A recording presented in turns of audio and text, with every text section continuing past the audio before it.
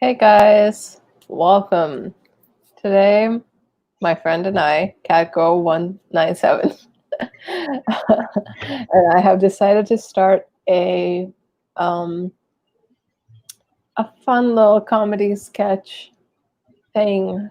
Well, it's not really sketches, but it's just us shitting on people who think they're better.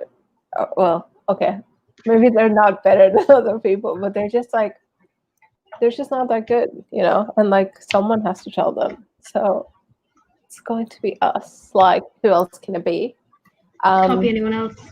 Can't be anybody else. No. So we're just going to start this today, and I'm going to link down our website. What is it? Our YouTube channel. Facts Don't Care About Feelings in the description. So let's get started. Today we're going to be starting by the poetry book that ultimately changed my life. Have you heard of Gabby Hanna's Adultolescence? I have. I've read a few poems and they are absolutely stunning. They just kind of hit you in a way that no other poetry actually can. So let's take a deep dive. Let's look at it. Let's take a deep dive indeed. So this poem, I just really love it because I think it conveys so much depth. And here it is. It's really long, so it just like you really have to focus on it. So right, yeah. Pay attention to the length and like the rhyme scheme and everything. Yeah. All right. This is the first poem. What a poignant image. Oh my god. Yes, absolutely. All right. Best. Everyone tells me I deserve better. I know I deserve better, but I don't want better. I want you. This is honestly, it's such a lovely poem. Like it's lengthy, it's full of this complex imagery, and the monster, like what do you think about the picture? Like it definitely adds to. For sure. Like let's show them the picture again. Yeah, I love the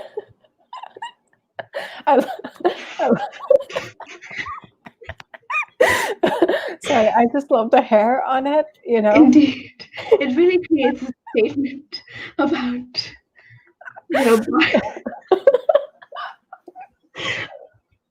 about body hair issues that women face during this time. This is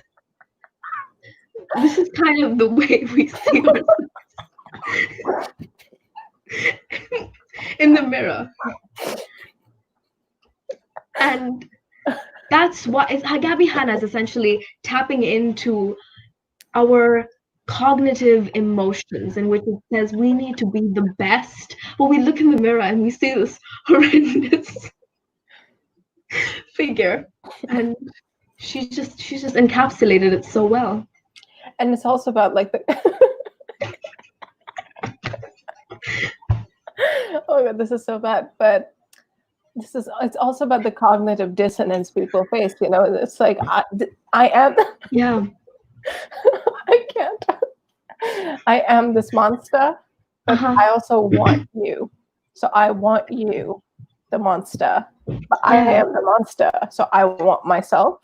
Essentially, yeah. It's kind of like it's like a deep people dive into narcissism, actually, I think. Yes, absolutely. It's like everyone is kind of portrayed as like the social influence that's telling you to be the better person, but you are actually just this giant, fat, hairy monster with a lot of eyes. Just looking back in the mirror and you're like kind of accepting yourself for who you are. I mean, look at that other hand that's really just scratching at the butt, you know what I'm saying? It's also a nod to people who have hemorrhoids. And it's really poignant because it kind of acknowledges that people do have butt problems. I've had my fair share of butt problems. And hemorrhoids are a very serious issue. And the agony on his face really just encapsulates it. I mean, yeah, and it's again, it's like it's about like how even though the food the food she eats causes these problems, like she still wants it. She deserves better. Yes, yes.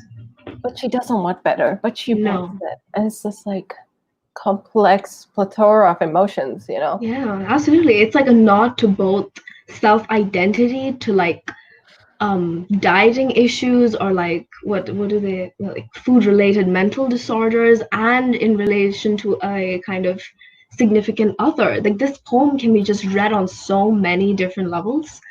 Yes. It's absolutely beautiful.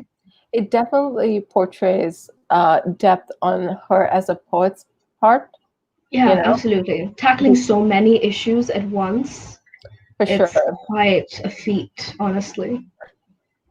It is. It's very extraordinary. I don't think I've ever seen any poet do that. I actually have a couple of poems that Oh, right all right, here. okay. Mm-hmm.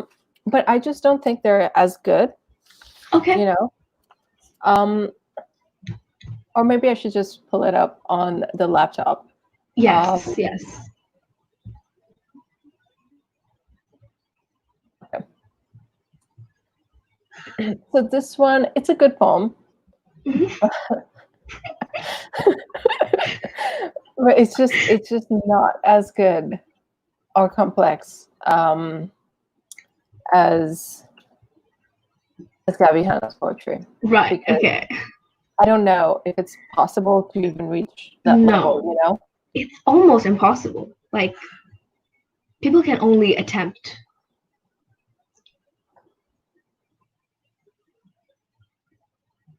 Yeah. Yeah.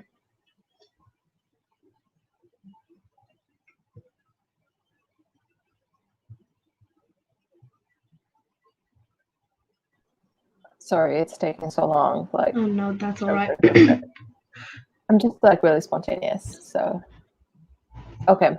So this poem, again, it's not that good, but it still has some emotions in it. So I'll show you. All right, yeah, that's always good.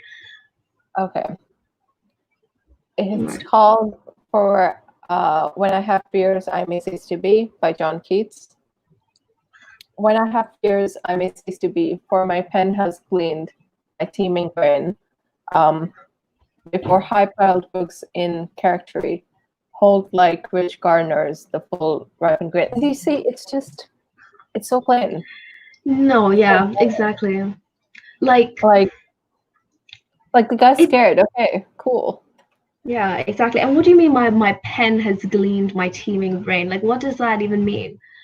Like What, like, use language that we understand. You know, this is kind of like, it's a, trying to be something. Like, oh, like, look at me, I know so much of vocabulary. Like, stop, okay? The whole modern society doesn't need things like this, okay? It's trying to be someone else, aesthetics. We don't need that.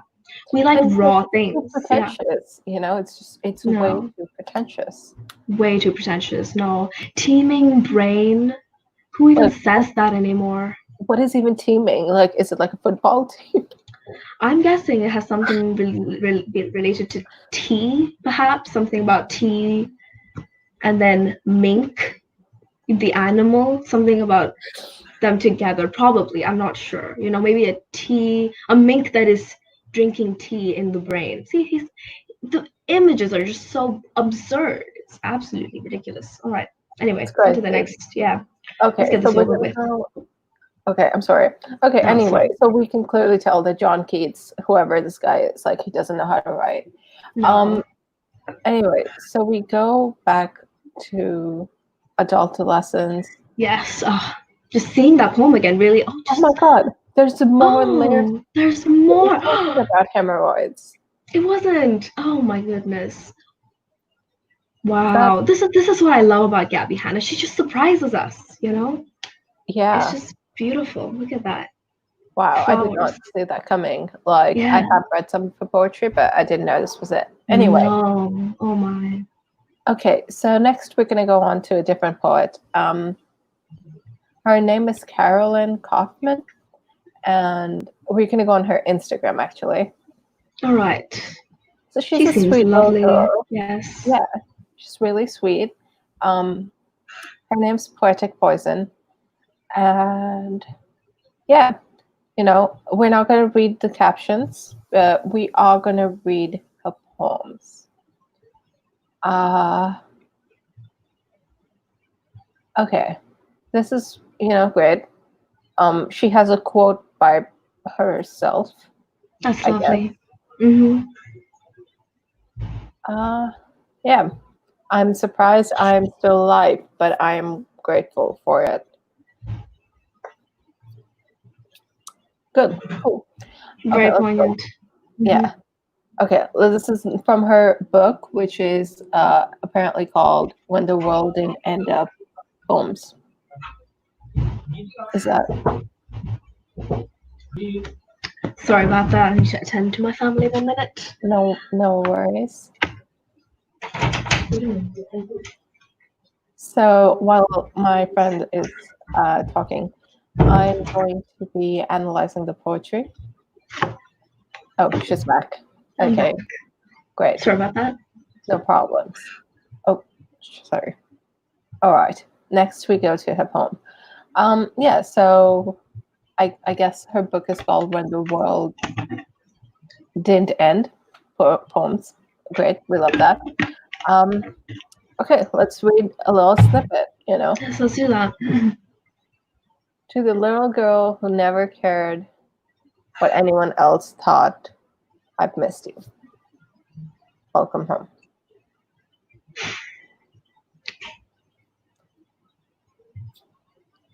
Okay. Not supposed to, it's a poem. Here's the thing, right? It's not a poem.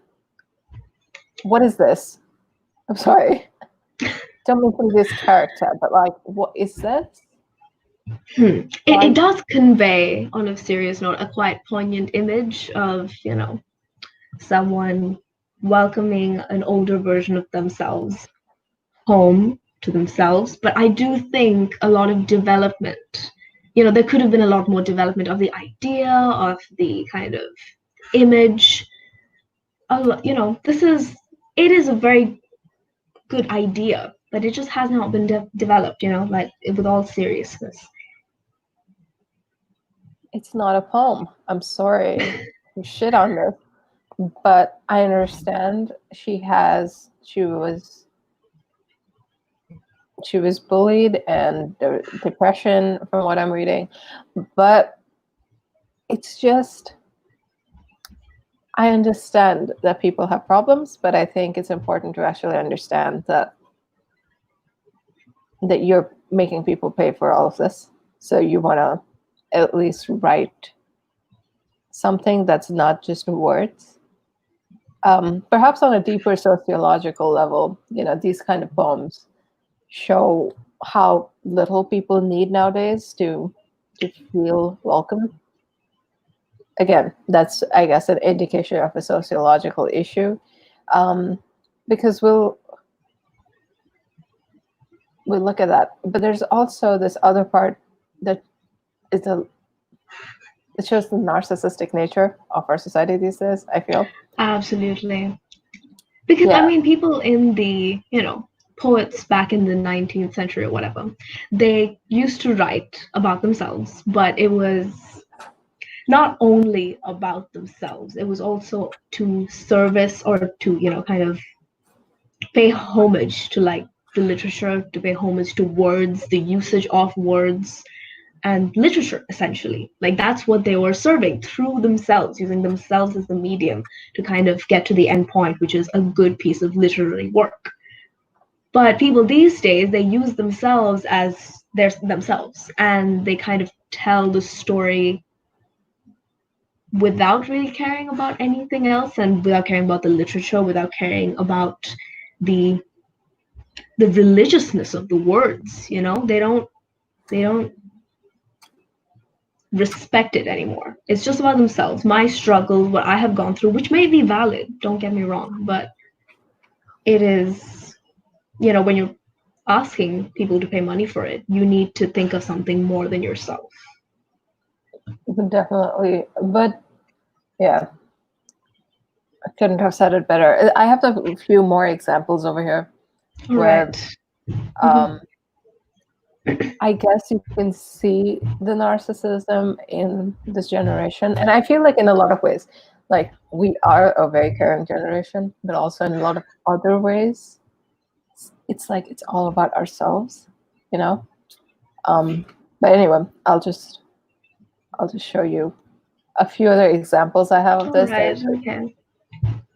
This guy, oh my God, this guy. This guy.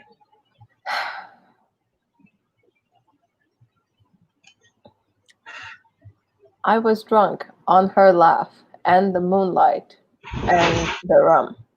Oh, so you were drunk on alcohol? Is that what you mean?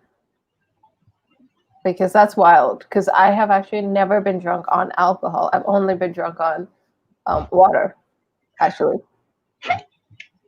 Indeed, and I've honestly only been drunk on the sunlight. That is something that just happens to me every single day. I don't know why, really. I think it's a vitamin D. Something. Yeah, probably. Just, I should probably write a poem about that, you know? It seems like a very valid experience that people would want to read about, me being drunk on sunlight. I'm just excited to show that to the world, you know? For sure. I think you could title it Sunlit.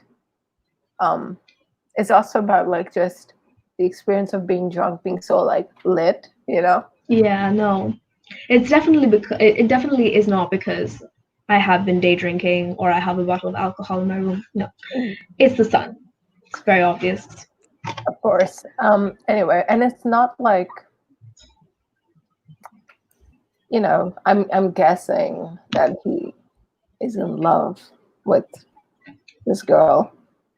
And it's not like being in love with someone causes you know, experiences that make you feel high. Like, no, obviously not. No.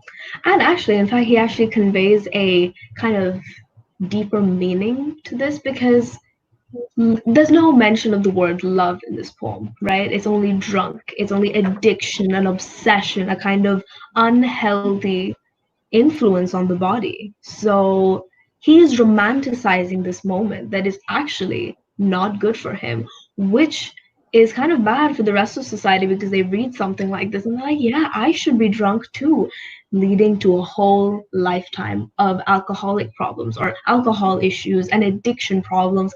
This guy doesn't seem to care about the rest of the world.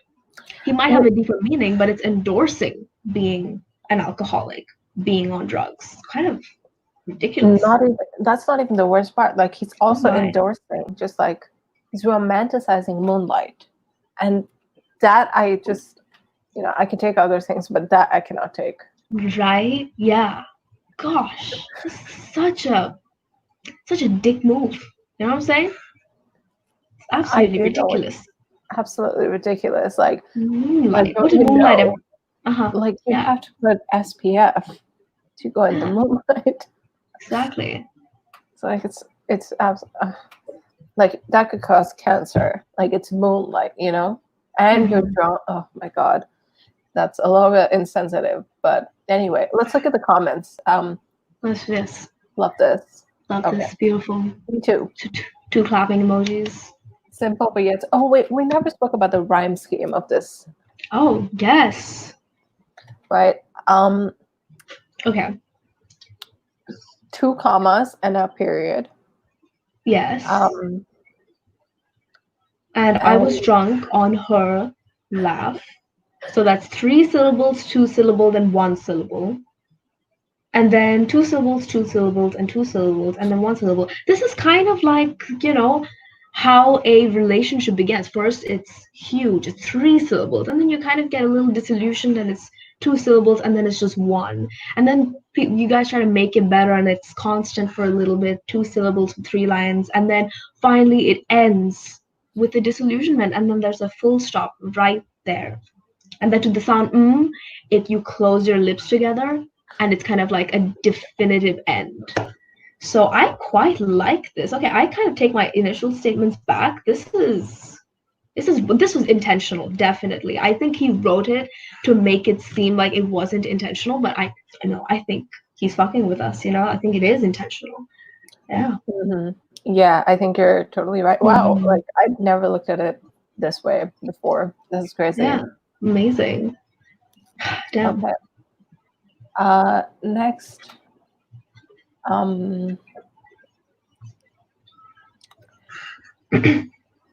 She was just my kind of crazy. hmm What do you think about it? Okay, so the first thing that my eyes are kind of gravitating towards is the fact that the first letter of each and every word is red. So I'm thinking, okay, is he trying to spell out something? So I see SWJMKOC. And I mean, if you kind of rearrange those letters, it's SJWMOC. So is he leading us to a website that's like sjw.com so that, we can fight for different causes? That sounds really amazing, It's just really intentional, is what I feel. It's quite good. Oh shit, I think I missed something. So SJWK, I forgot the K. MKOC, yeah. MKOC, oops, sorry. And Maybe it wasn't that. PCOC is actually a disease that affects a lot of women. And Damn. he did say she in this. Yeah, oh my god. Oh my god. And it's a disease that only affects women. So, social justice warriors for PCOS. Oh wait, there's no S in this. There's no No, way. there is S in the beginning. Yeah. What? I mean, he could be conveying a lot of multiple meanings, maybe it is just everything together. And that she was just my kind of crazy. It's kind of telling us that we should be a little crazy when we think about the analysis for this poem. It's kind of like, we should be a little bit more not thinking inside the box, really just grasp at loose straws. That's what we need to do in this. It's quite lovely. Yeah, and it's also like, okay, so he talks about how she is like his kind of crazy. And in PCOS, like you miss your period and it's like hormonal imbalances. Oh my god. People crazy. Yes. Oh my god. And he likes it because then he can take care of her. And that's kind of fulfilling his own need because he was, he probably had mommy issues and he just wants to take care of her because his parents probably didn't take care of him. Again, this is all speculation. Usually it's death of the author. We need to interpret the poem without associating it with the author, but his name is everywhere, So I'm assuming that it kind of bleeds into what he has to say. He's also So talking about how she's his kind of crazy. Yes, So like yes. she's my kind of crazy. So it's Exactly. like this is what I like. Women with PCOS and hormonal and who are just like a little crazy. So he can like take care of her. Absolutely. Very possessive as well. It's kind of like the word is just so like she juxtaposed with the word my, and there's more stress on the word my, and it's just kind of like, there's something there, something that's almost sinister that's creeping through the poem. For sure. And also like after crazy there's a period. Like he's like, that's it. But he's not gonna take any shit from anybody else, Yeah. Like that's just what it is. This is what it is. Wow. Okay. Damn. It's pretty deep. Very deep. Wow. This is quite amazing. Okay. So just catches my eye the most. Okay. You read. Oh, okay. All right. She wasn't bored, just restless between adventures. I think it's a lot more than just not being bored, I think it conveys a sort of restlessness. Oh my god, restlessness. She wasn't bored. Oh my god. What have you found? Do you see what I'm doing here? No, I don't. Okay. So she wasn't bored, but I didn't have to read the rest of the poem to understand that it's about her, like just restlessness, you know? Good. Yeah. Damn. It's like wow. He could have just said the sentence, she was just restless. But he kind of put in all this additional information because that's what restless people do almost. They kind of just like look for things to do and it's just filler and everything, nothing makes sense. And I see what he's doing. Down and the comma, it's like the person is pausing to take a breath because God, they're so restless, they're like breathing heavily, whatever it is. And it's just kind of like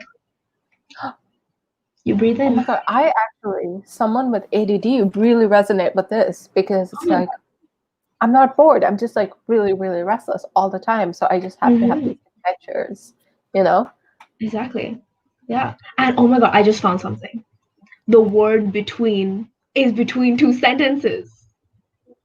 That's so smart. That is so smart. Oh my God. That is Oh my brilliant. God, I could cry because of how good this is. Right? Oh my God. Wow. Oh my God. This comment just sums it up for how I feel about it. Just yes. Yes, with a heart. Yes. My Okay, catgirlness is just coming up. Sorry. Go ahead. Now I'm just gonna go to the third poet/writer. And they're called R.M. Drake. R.M. Drake. I don't know if it's a he or a she, but they're the New York Times best-selling author. Right? Damn, that is a title we should aspire to. For sure. And his writings really say that. But something that like really catches my eye here, and it's like, it's like every single thing that he says on his page has R.M. Drake on it. R.M. Drake. And it's like, I wish I had that kind of confidence to just only quote myself all the time. Indeed, yes. He must have a lot of good things to say then, just if he's quoting himself all the time. And it's, kind of like how much can you add the name? Yeah, exactly. The best part is like as you keep going down, you see all these different fonts and different colors, and it's just it's so like captivating because it's like, wow, one time you mean this, and the other it's like something else. Yeah. Anyway, let's actually read some of his stuff. I'm gonna have you read him. All right. Okay. You have to clear your heart. It's the only way you're going to find the courage to move on. R.M. Drake. R.M. Drake. Oops, sorry. Oh my God. That is a sin. What I did was a sin. I'm sorry. R.M. Drake. Yeah. So. That's pretty wild. Pretty wild. Really just made me feel things. I feel like I can't articulate immediately. Like, I feel like I need to sit with it for a bit, just like really understand. For sure. I think the best part about like his writing is just how abstract it is. Yes, it's not direct. I mean? Yeah, it's not direct in any way. It's kind of like there's a lot of imagery that's really just strange, and it's kind of like pulling you in but also repelling you at the same time because it does not want you to find out what it really means. That's kind of enticing, that's back and forth. For sure. And I think the best part is how crazy it is that he like, sorry, that was just like a fly, but I think it's like so insane and wild. Shit, I lost my trail of thought. It's all right. Oh yeah, how what he says can apply to anything. Yes. So it's almost like his vagueness has no meaning to it. Indeed. It's kind of like an anarchy. But like the meaninglessness just shows us how meaningless life is in so many ways. Yeah. Like, the complexity of his poems are not just in his words, but in what context they are in. And by not having a context, it's just, Yeah. Uh-huh. you know, Exactly. It's kind of like everything we say and do is kind of in a vacuum because the rest of the world has no meaning and it's just us. Mhm. And that's the kind of absurdity that the poem is portraying. That's a very good observation. Yeah. Damn. Thank you. Thank Like you. nothing is interconnected and we're just ourselves and we can do whatever we want because we can. Exactly. So yeah, I think these were some really good poems that we analyzed today. Please Except that feel one free poem. to. Oh, Right. Sorry, I was just saying, except that one poem by John Keats, that was not a good poem. Like, I don't know why you pulled that up. I guess it was just a oh, yeah. contrast, you know? Yeah, no, I get it. Sorry, I interrupted, but I just had to bring it up because, just the contrast. Yeah, Ridiculous.